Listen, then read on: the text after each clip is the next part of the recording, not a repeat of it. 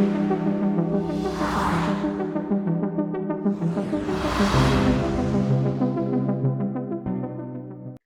everybody, welcome back to the Cryptopolitan, your one-stop shop for all news when it comes to cryptocurrency and blockchain technology. I am your host, Satoshi Shaw. Very, very glad you're here. First time here, please hit the subscribe button and the bell for notifications. We try to get out news reports to you every day, um, and a weekend report as well, and coin analysis and price predictions, little TA fundamental analysis as well. I'll be doing a couple of those this week, going over the Bitcoin halving. But before that, please, if you're a new subscriber, old subscriber, please hit the like button. Really, really helps us out. Crush it. If you've been in the space for a while, smash the like button. That's going way back. Let's head over to the Cryptopolitan, where we have all your news in easy to find sections, whether it's Bitcoin, altcoin, regulation, scams, events, which there's not a lot with coronavirus. But also this price index. The price index is what the coin analysis used to be. It's updated constantly. If you want to check on whatever coin you're following or your biggest bag, you can do it there. Okay, I did a report yesterday on how Canada is really cracking down on scammers, and the FATF, or the Financial Action Task Force, is coming out with hardcore regulations when it comes to exchanges and crypto in general. I think part of that is because there's a lot of scams and scammers that have went on in Canada in the past year, with Quadriga, which is regular scammers. I mean, that, China, Russia, and the United States, not to, but the big ones in Africa. They're the big ones. But these Canadian scammers were caught just doing a regular Twitter fraud, something that is so common. They're posing as, I think it's Hit BTC. I don't know why the hell they picked that damn exchange. I hate Hit BTC, but they stole a bunch of my money. They kept a bunch of my money, which to me is like stealing. Anyway, these two Canadian nationals were sentenced and pulled by the United States, which is not normal, which is not regular, not average. But they, just for running their little Twitter scam, which is a normal everyday occurrence to us if you're in the crypto sphere, they got 2 years in prison. So if you're a scammer, sending me messages on Telegram, hello, how are you? Where are you from? I'm from Australia, and I know you're not from Australia because your English is terrible. Although they're hard to understand in Australia, they still can type very, very well. Anyway, it's good to see the scammers are getting hit really hard, not just because it's crypto, because it's too widespread.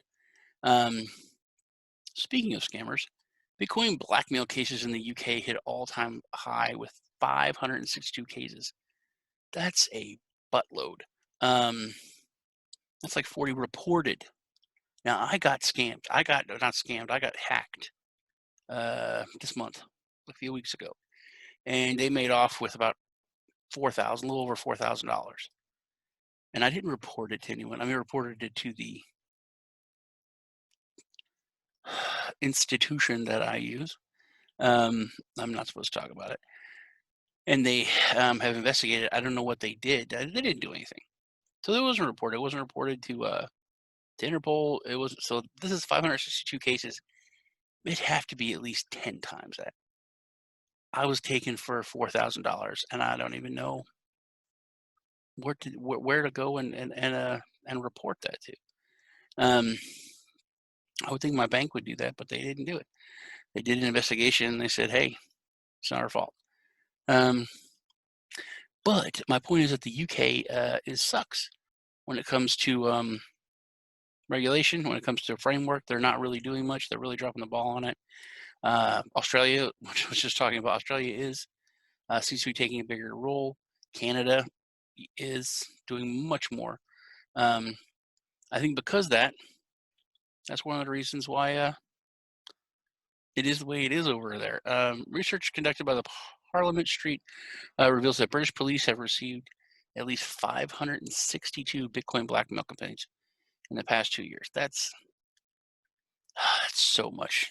I can't imagine. I can't imagine just calling my police department saying, "Hey, someone hacked me." That they would laugh. If I start talking about cryptocurrency, they would probably come out and see if I'm like nuts. Um, so I don't know. We need to have something, whether easier to report, easier to be investigated. Um, Now this is kind of the flip side of that. Blockchain against the U.S. anti-encryption law. Um, there is a bill that is being sponsored by Lindsey Graham and who else? Richard Blumenthal. It is the U.S. Encryption bill that is out for blood, and cryptocurrency sphere is hopefully basically blockchain is the only thing that's going to save freedom um, when it comes to your messages. Now, this bill would allow, as per the reports, the Earn It bill. It's probably Earn IT, but Earn IT bill proposed that digital messages should pass via a government-approved scanning software, all your messages, so that malicious criminal activities can be monitored. So terrible, so anti-American. Um, this bill has been sponsored by Senator Lindsey Graham and Richard Blumenthal. So the only thing that can really work this is blockchain. It can shield against government surveillance while being totally transparent and giving you full privacy with encryption. So thank God blockchain is here and can hopefully help us combat. Things are terrible in the U.S. I don't know if people outside of the country are watching, but um, we have a written constitution. Most countries don't have that. I know that. That's okay. But because we have that, you can't do certain things that the police and that governments, local governments, state governments are doing. I was watching on the news and the anchor said, "Well, how can you do that?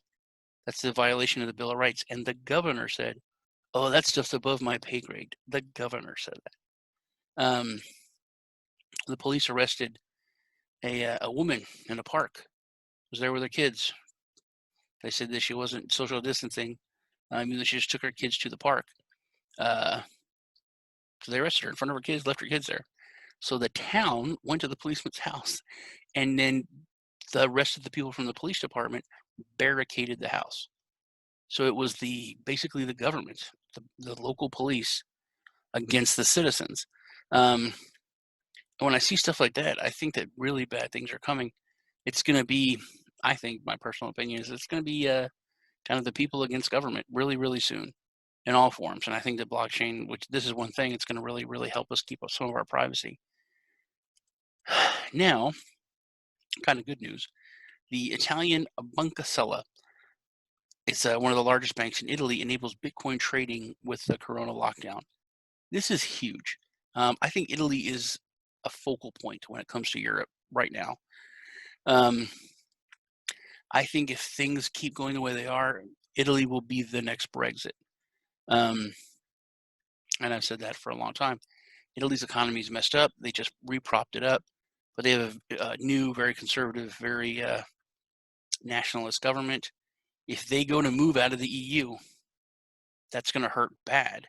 But if Deutsche Bank falls and Germany has any problems, there's nothing holding the EU together. It's done.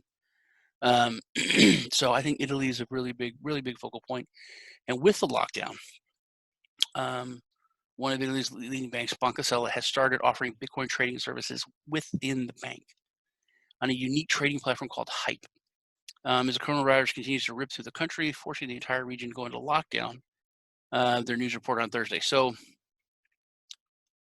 they're not using like an exchange like a Binance or anyone.